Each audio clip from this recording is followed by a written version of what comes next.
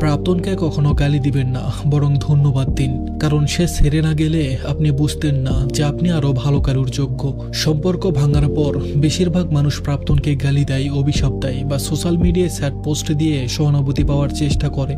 কিন্তু একটু ঠান্ডা মাথায় ভাবুন তো, তাকে গালি দিয়ে আপনি কি নিজেকে ছোট করছেন না? যে মানুষটা আপনার মূল্যই বোঝেনি, তার জন্য নিজের মুখের ভাষা বা মনের শান্তি নষ্ট করার কোনো মানে হয় না। বরং তাকে মন থেকে একটা ধন্যবাদ দিন। কেন জানেন? কারণ ভুল মানুষ চলে না গেলে সঠিক মানুষ জীবনে আসবে কিভাবে? একটা চেয়ারে যদি আগে থেকেই কেউ বসে থাকে, তবে নতুন কেউ সেখানে বসতে পারবে না। সে চলে গিয়ে আসলে আপনার জীবনের চেয়ারটা খালি করে দিয়েছে, যাতে সেখানে এমন কেউ বসতে পারে যে সত্যিই আপনাকে সম্মান করবে। সে আপনাকে ছেড়ে যায়নি, সে আপনাকে মুক্ত করে দিয়েছে।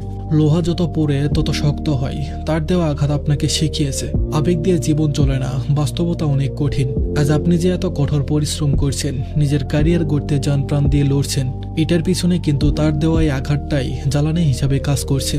কাঁচের টুকরো হীরের দাম বোঝে না। সে চলে যাওয়ার পরই হয়তো আপনি আয়নার সামনে দাঁড়িয়ে নিজেকে বলছেন, আমি এর চেয়েও ভালো কিছু ডিজার্ভ করি। এই আত্ম উপলব্ধিটা তার চলে যাওয়া ছাড়া আসতো না। তাই ঘৃণা বা প্রতিশোধের বিষ নিজের মনে পুষে রাখবেন না। ক্ষমা করে দিন, তার জন্য নয়, নিজের শান্তির জন্য। হাসি মুখে বিদায় জানান এবং নিজেকে প্রস্তুত করুন। কারণ আল্লাহ আপনার হাত থেকে যেটা কেড়ে নিয়েছেন, তার চেয়ে হাজার গুণ ভালো কিছু আপনার জন্য অপেক্ষা করছে।